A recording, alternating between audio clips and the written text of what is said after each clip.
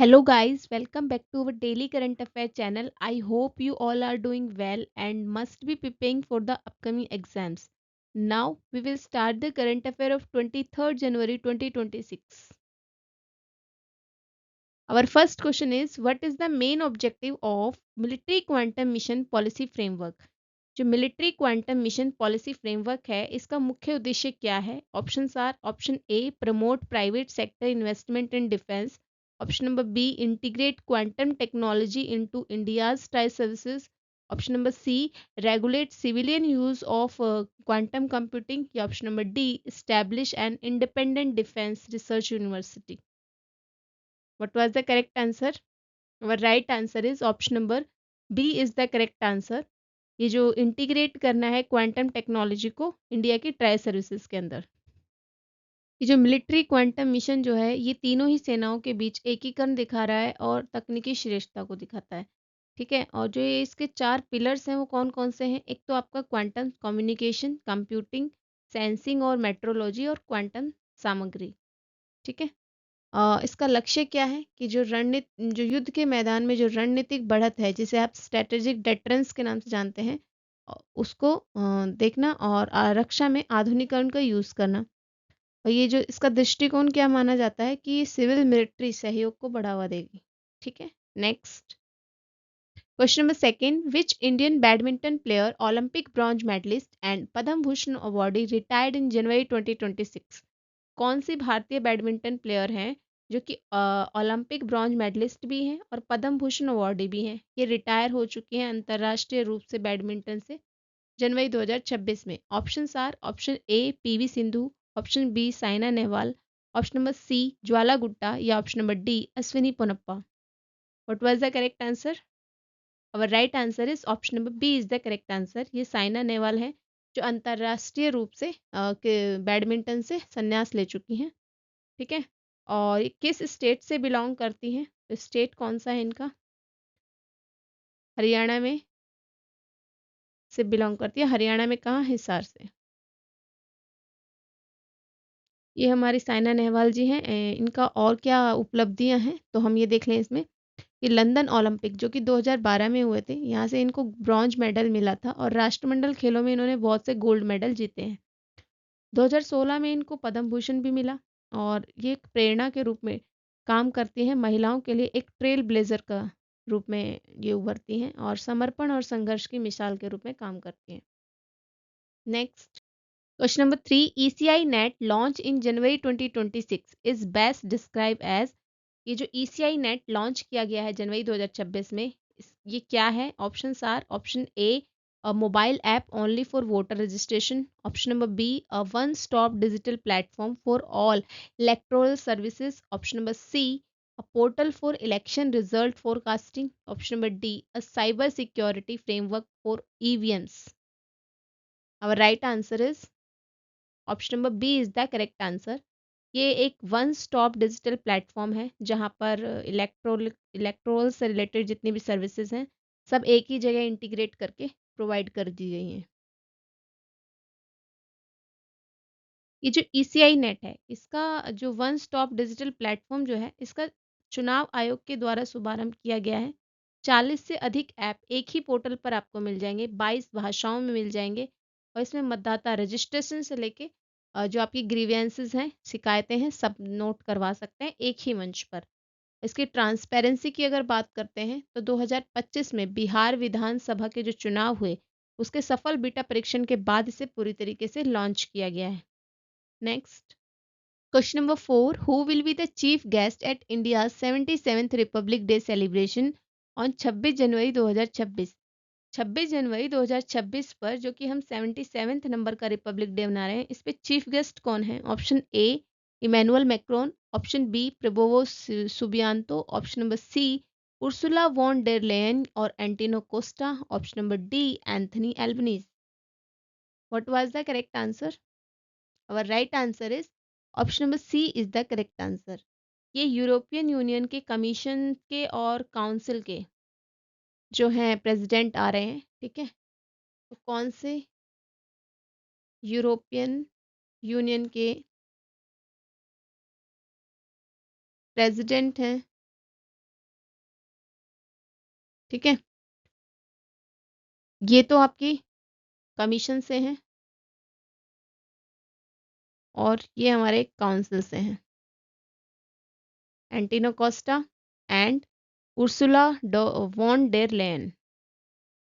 भाई 77वें गणतंत्र दिवस पर यूरोपियन यूनियन के साथ रणनीतिक साझेदारी दर्शाई जा रही है और इसका महत्व क्या है? व्यापार, तकनीक और लोकतांत्रिक मूल्यों पर आधारित गहरे संबंधों का एक सिंबल माना जाता है। ठीक है, और संदेश क्या है इससे? बहुपक्षीय कूटनीति भारत की मजबूत होगी और बढ़ती वैश्विक भागीदारी का प्रदर्शन इसमें दिखाया जा रहा है। Question number 5, consider the following statement about the स्वामित्व स्कीम। स्वामित्व स्कीम के बारे में कुछ स्टेटमेंट्स गिवन है, हमें बताना है कि कौन सा करेक्ट है। फर्स्ट स्टेटमेंट से provide legal ownership of rural residential properties through the drone survey. Second statement, issue property card to access bank credit. Third statement, implemented by the Ministry of Housing and Urban Affairs. Options are option 1 and 2 only, option B 2 and 3 only, option number C 1 and 3 only या option number D all. कौन सी statement सही है? Our right answer is option number A is the correct answer, 1 and 2 only. ये दो statement बिल्कुल सही हैं कि इसमें लीगल ऑनरशिप मिल जाता है जो रूरल रेजिडेंशियल है उनको, किससे? ड्रोन सर्वे से। और सेकंड स्टेटमेंट बता रही है कि ये प्रॉपर्टी कार्ड इसमें प्रोवाइड किया जाता है ताकि ये बैंक से क्रेडिट ले सके अपनी प्रॉपर्टी पर। थर्ड स्टेटमेंट कह रही है कि implemented by the ministry of housing and urban affairs, कि इसको कौन इम्प्लीमेंट करता है? Ministry of housing and urban affair करता है? नहीं, ये पंचायती जो मिनिस्ट्री है, ठीक है, पंचायती राज वाली, उसके द्वारा इम्प्लीमेंटेड किया जाता है। ये जो स्वामित्व स्कीम है, ये ग्रामीण भारत में संपत्ति का जो कानूनी मालकाना हक है वो लोगों को प्रोवाइड किया जाएगा और ड्रोन सर्वे के द्वारा सटीक मैपिंग होगी और प्रॉपर्टी कार्ड्स प्रोवाइड किए जाएंगे ताकि वो बैंक से ऋण ले सके, ठीक है, बैंक से क्रेडिट ले सके। और पंच इसे इम्प्लीमेंट किसने किया है? तो पंचायती राज मंत्रालय ने किया है। और इसकी अगर हम और बात करें स्वामित्व स्कीम की, तो इसकी फुल फॉर्म देख लेते हैं। Survey of village, survey of villages and mapping with improvised technology in village area। ठीक है, कब आई थी ये स्कीम? ये आई थी 2020 में, 24 अप्रैल को। और 24 अप्रैल को ही क्या होता है? पंचायती राज दिवस के रूप में हम इसको मनाते हैं। पंचायती राज दिवस के रूप में इसको मनाया जाता है 24 अप्रैल को। तो उसी दिन इसको इम्प्लीमेंट कर दिया गया था। फिर इसको देश में कब इम्प्लीमेंट किया गया पूरे देश में? राष्ट्रव्यापी, ये देशव्यापी कब हुई है?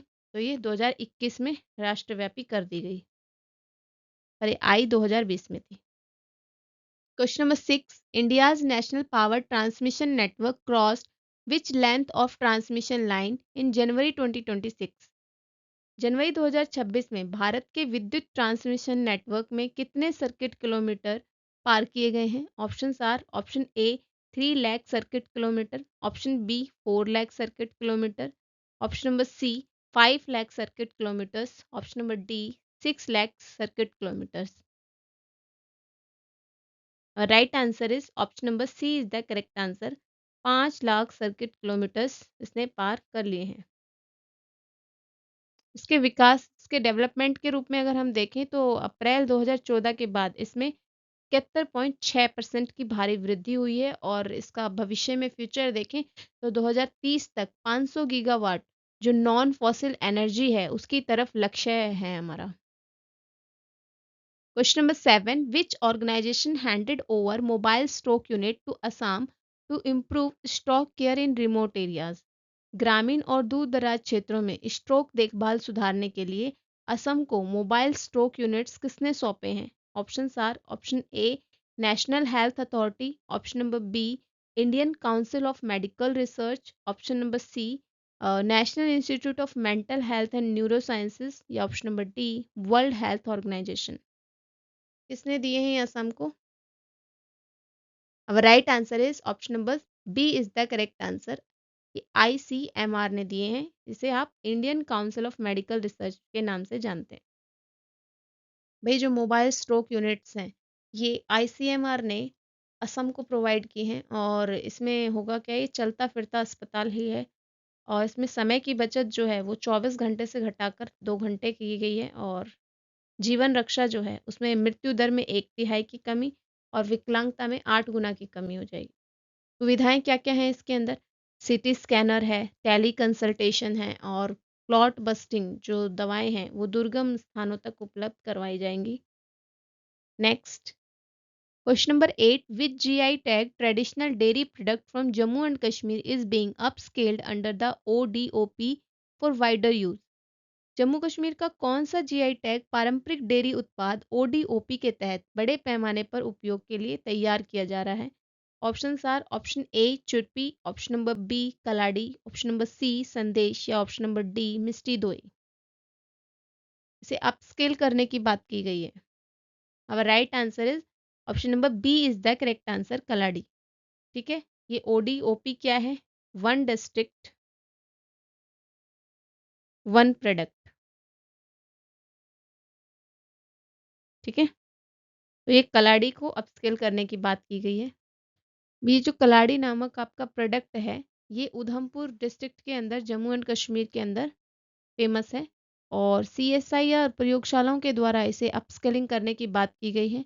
और पारंपरिक इसका जो लक्ष्य है वो क्या है, जो इसका पारंपरिक स्वाद है उसकी सेल्फ लाइफ को बढ़ाना और अंतर्राष्ट्रीय बाजारों तक इसको पहुंचाना। ये डोगरा संस्कृति जो है, जो स्थानीय अर्थव्यवस्था को मजबूती प्रदान करेगी, और कारीगरों की आजीविका को भी सहारा मिल जाएगा। अब डोगरा संस्कृति की बात आई है तो यहाँ पर डोगरी लैंग्वेज भी बोला जाता है जम्मू एंड कश्मीर में। और डोगरी जो लैंग्वेज है वो आपकी 8 शेड्यूल में 22 भाषाओं में से एक मानी जाती है।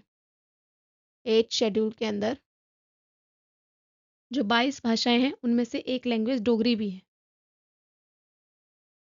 Question number 9, what was the India's rank in Asia manufacturing index AMI 2026? India की रैंक क्या है बताना है एशिया मैन्युफैक्चरिंग इंडेक्स के अंदर। Option A 4th, option B 5th, option number C 6, या option number D 8th।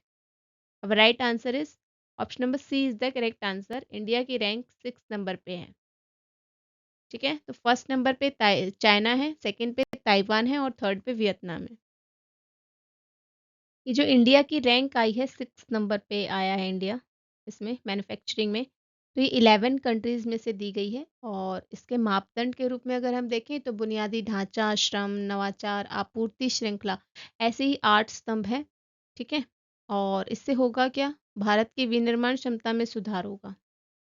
Question number 10, exercise Dosti 2026 held in Male Maldives involve the coast guard of. अभ्यास दोस्ती 2026 जो कि माले मालदीव में आयोजित हुआ है, किन देशों के कोस्ट गार्ड ने भाग लिया है इसमें? Option are option A India Bangladesh Maldives, option number B India Sri Lanka Maldives, option number C India Pakistan Maldives, या option number D India Sri Lanka Bangladesh. What is the correct answer?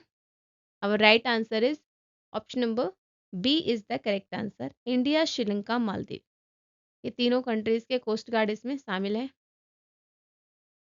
ये जो अभ्यास दोस्ती एक्सरसाइज है, ये आपकी हिंद महासागर के अंदर हुई है। ठीक है, और माले मालदीव 17वां संस्करण है, ये याद रखना है। इस 17th एडिशन है। ठीक है, त्रिपक्षीय सुरक्षा की बात की हुई है इसमें, जैसे 3 देशों के जो कोस्ट गार्ड हैं वो शामिल है, भारत, श्रीलंका और मालदीव। इन्होंने ये एक जॉइंट एक्सरसाइज है, और उद्देश्य क्या है इसका, तो समुद्री डकैती और तस्करी और जो अवैध मछली पकड़ने जैसे खतरे हैं उनका मुकाबला करना। और परिणाम के रूप में अगर हम देखें तो समुद्री सुरक्षा में आपसी तालमेल, बिठाना और जो संबंध है, राजनीतिक संबंधों में मजबूती लाना इसका परिणाम रहा है। Now these are the one-liner recap of today, as usual provided in bilingual. If you want to get the PDF, then you can join our Telegram channel, download from there. Telegram link is provided in the description box. Don't forget like, share, subscribe and comment on this channel for such exam oriented updates and daily current affairs. Thank you so much for watching this video.